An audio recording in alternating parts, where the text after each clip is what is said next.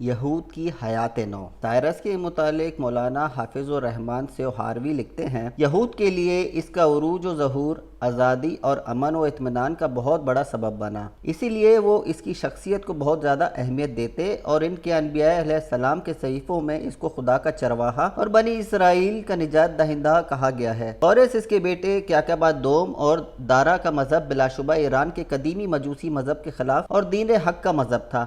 قصص القرآن جلد swim. Cyrus کی سلطنت یونان سے مشرق میں دریائے سندھ تک 127 صوبوں میں پھیلی ہوئی تھی، جس میں جلا وطن بنی اسرائیل بھی پہلے سے غلامی کی زندگی بسر کر رہے تھے۔ سائرس نے ان کو واپس یروشلم جانے، شہر کو آباد کرنے اور بیت المقدس کی اثر نو تعمیر کا فرمان صادر فرمایا۔ چنانچہ بحوالہ کتاب مقدس اس فرمان کے جرا کے بعد مختلف اوقات میں 42,360 یہودی یروشلم واپس چلے گئے، جبکہ جلا وطنوں کی تعداد کئی لاکھ تھی۔ ان میں جو لوگ خوشحال ہو گئے تھے انہوں نے وطن واپس جانے کے مقابلے میں یہیں رہنے کو ترجیح دی۔ سائرس کی زندگی میں اور اس کے خاندان کے عہد فرمانروائی میں بھی جو 220 سال پر پھیلا ہوا ہے، اسرائیلی حاکم قوم کی شکل میں تھے۔ اس دوران میں جو اسرائیلی مملکت ایران میں جہاں کہیں بھی رہائش پذیر تھے، وہ سکندر یونانی کے ایران فتح کرنے تک آرام و آسائش کی زندگی بسر کر رہے تھے۔ یہاں یہ بتانا بھی ضروری معلوم ہوتا ہے کہ وہ لوگ جو سائرس بادشاہ کے زمانے میں یروشلم واپس چلے گئے تھے، ان پر کیا گزری۔ اس سلسلے میں سراج الاسلام اپنی تصنیف عہد قدیم مشرق و مغرب میں صفحہ 534 پر لکھتا ہے، اسرائیل حکومت سائرس کی مدد سے فلسطین پر اسرائیل کی حکومت دوبارہ قائم ہو گئی۔ یروشلم کی مسجد دوبارہ تعمیر کی گئی۔ عزرا نبی نے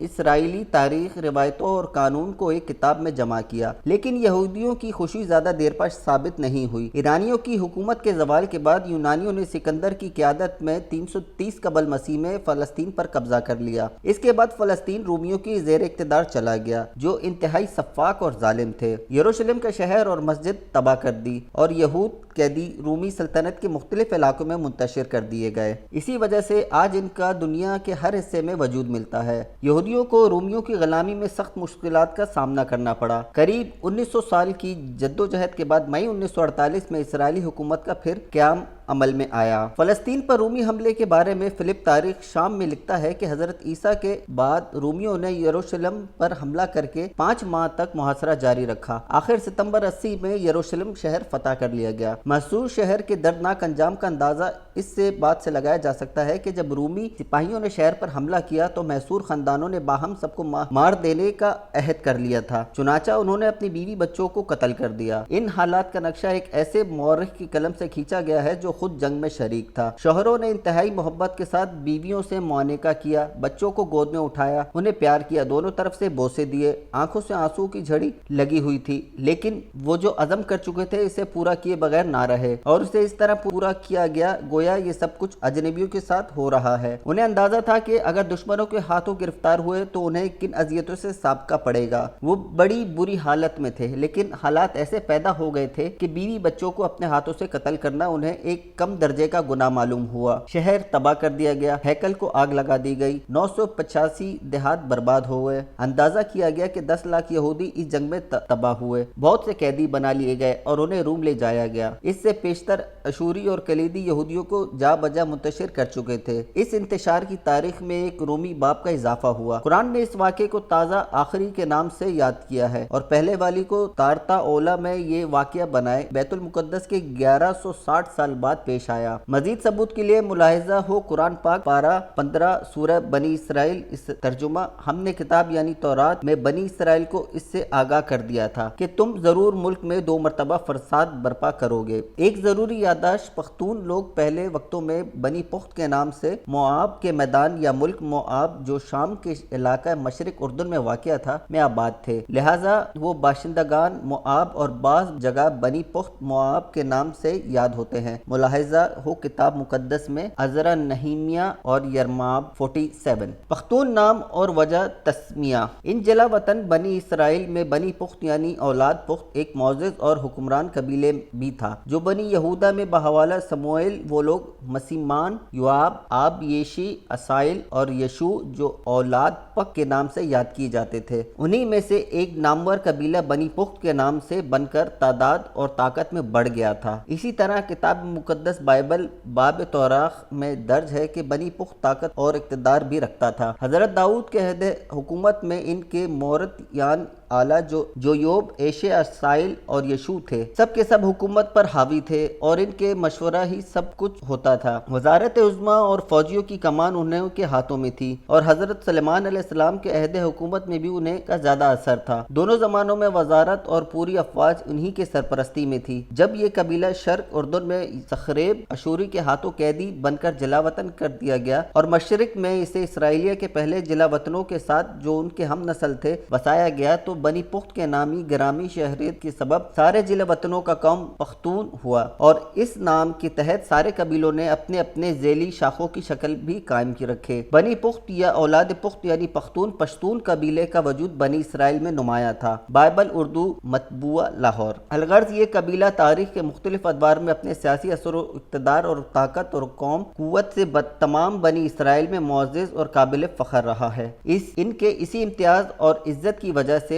پختون کا نام ان تمام جلا وطن بنی اسرائیل کے لیے استعمال ہونے لگا جو مشرق میں آباد ہوئے۔ پختون اور افغان کے لیے پٹھان کے لفظ کا استعمال بھی عام ہے، جس کی حقیقت یہ ہے کہ افغان جس وقت ہندوستان پر قابض ہوئے تو ان میں اکثریت ایسے لوگوں کی تھی جو بٹنی قبیلے سے تعلق رکھتے تھے اور جو افغانوں کا دوسرا بڑا قبیلہ ہے۔ ان میں لودھی، سوری اور سردانی و خلجی وغیرہ اسی قبیلے سے متعلق ہیں۔ یہ لوگ شام کے اس شہر سے تعلق رکھتے تھے جو دریائے اردن کے مشرق میں بشان کے علاقے میں واقع تھا اور بتھنا سے موسوم تھا۔ اس نسبت سے وہ یہاں مشرق میں آ کر بٹنی کہلانے لگے۔ ہندوستان میں ان کو پٹھان سے موسوم کیا گیا اور وقت گزرنے پر اس قبیلے کو ہی نہیں بلکہ عام افغان کو پٹھان کا نام دیا گیا، جو امتیازی حیثیت سے ان کا قومی نام قرار پایا۔ ذیل میں اہم چند ہندوستانی مورخین کے بیان پیش کرتے ہیں جنہوں نے افغان قوم کو پٹھان کے نام سے یاد کیا۔ محمد حسین اپنی تصنیف حکم التاریخ میں محمد غوری کا ذکر کرتے ہوئے لکھتا ہے، خلجی نام قوم افغان ہے۔ عبد القادر بد ایوانی مصنف منتخب التوارخ رقم طراز ہے۔ سلطان شہاب الدین غوری کے سلسلہ امرا میں ایک اور شخص محمد بختیار غوری بھی تھا جو خلجی کے نام سے مشہور ہے۔ وہ بلاد دغور کے اکابر میں سے تھا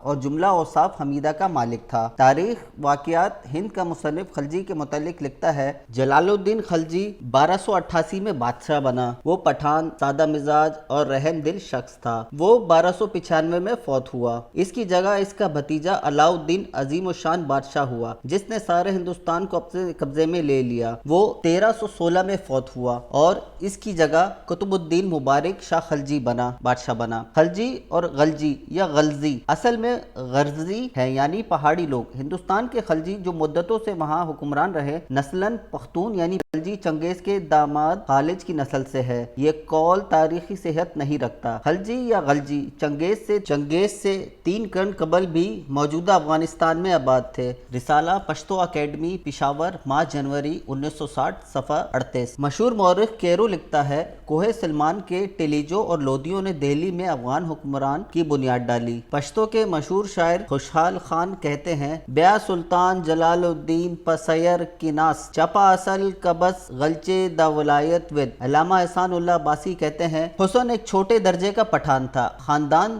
تغلق کے زوال کی حالت میں یہ بادشاہ بنا اور اپنے خاندان کو بہمنی کہنے لگا۔ تاریخ الاسلام صفحہ 399۔ افغان بخت نصر جو قیدی یروشلم سے بابل لایا تھا، ان میں سے کچھ بابل اور اس کے نواح میں اور بعض کو ملک ایران میں آباد کیا گیا تھا۔ ابتدا میں یہ لوگ موسیان اور سلیمان کے نام سے یاد کیے جاتے تھے، لیکن کچھ مدت بعد افغان کے نام سے موسوم ہوئے۔ ساسانیوں کے ظلم و ستم سے تنگ آ کر جب یہ لوگ ملک ایران سے خراسان وغیرہ پہنچے تو انہیں افغان ہی کے نام سے پکارا جاتا تھا۔ دونوں جتوں کے باہم ملنے پر پختون اور افغان دونوں نام اس علاقے میں رائج ہوئے۔ عرب اب بھی انہیں سلیمانی کہتے ہیں۔ وجہ تسمیہ، بعض اہل علم کہتے ہیں کہ لفظ اوغان اور افغان کا ماجد ایک عبرانی لفظ ہے جو اعزازی اور تعظیمی اسم تھا اور یہ لفظ اب معزز، بہادر، نامور وغیرہ کے لیے بنی اسرائیل میں استعمال ہوتا تھا۔ مثلا یوآب، اب یشے، پسران، زروحہ جو حضرت داؤد علیہ السلام کے بھانجے ان کے وزیر اعظم اور سپہ سالار بھی تھے اور بنی پخت کے مورث اعلیٰ بھی ہیں۔ امینادب یہ شخص 7ویں پشت میں حضرت داؤد علیہ السلام کا جد اعلیٰ ہے اور اس کے باپ کا نام رام بن حسرون تھا۔ اخیب یہ شخص عمری نام شاہ اسرائیلیہ کا بیٹا تھا اور اپنے باپ عمری کے مرنے کے بعد بہت ناموری کے ساتھ اخی اب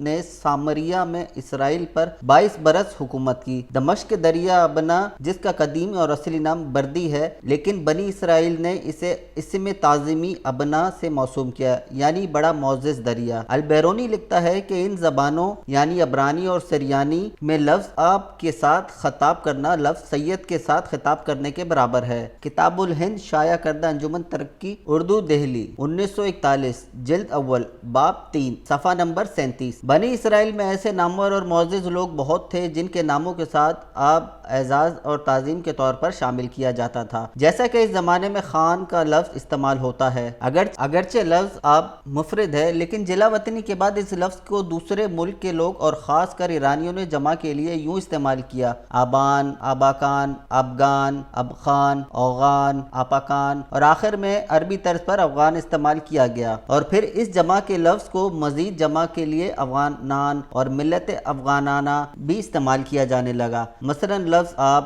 واحد بامانی معزز اور اس کی جمع آبان بامانی معززین، بروزن لفظ واحد بامانی مچھلی اور اس کی جمع کبان بامانی مچھلیاں، اور لفظ لب واحد بامانی ہونٹ جس کی جمع لبان۔ اسے اس طرح بولنا ہوگا: اب آبان، کب کہان، لب لبان۔ مولوی میر احمد عرف میراں بخش مصنف تاریخ صوبہ سرحد پشاور تاریخ کابل کے حوالے سے لکھتے ہیں کہ لفظ افغان عربی لفظ ہے اور لفظ اوغان فارسی، لیکن ماخوذ دونوں کا برانی زبان ہے۔ پختون زبان کے مشہور ماہر مسٹر راوری نامی ایک انگریز اپنی کتاب افغان انگلش ڈکشنری میں لفظ افغان کی تشریح کرتے ہوئے لکھتے ہیں: افغان اس طاقتور قوم کا نام ہے جو افغانستان میں رہائش پذیر ہے، اور غالباً یہ ان اسرائیلی قبائل کی اولاد ہیں جو گمشدہ تھے۔